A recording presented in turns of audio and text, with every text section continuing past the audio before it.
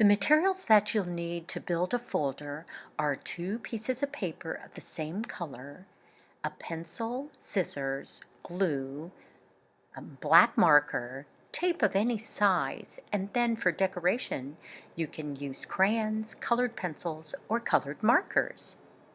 Hi friends, I'm Mrs. Freilich. Today we're going to make a folder out of paper. And what you want to get is either 2 white sheets of paper or 2 of any color that you like. And then if you put them side by side, all that you need to do is tape them right down the center. And you could use packaging tape, or you could use cellophane tape or masking tape or even duct tape.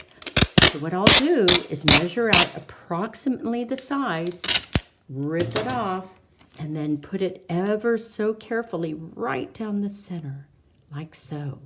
And then you'll want to flatten it out like that, and then peel it off the table, and then you'll want to connect it over the top like so, and then like so.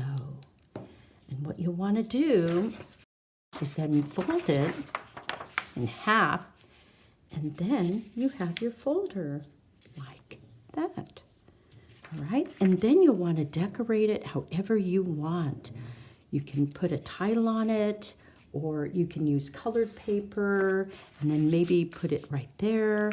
And then you might also want to put white over the top so that it shows that it's the instrument families. And what you could do is glue this onto your little folder and it'll be ready to go. And you can put your name on it however you want. You can decorate it with crayons or with colored pencils or markers, and then trim anything you need out. And you can design it however you want. So have fun making your folder. Bye-bye.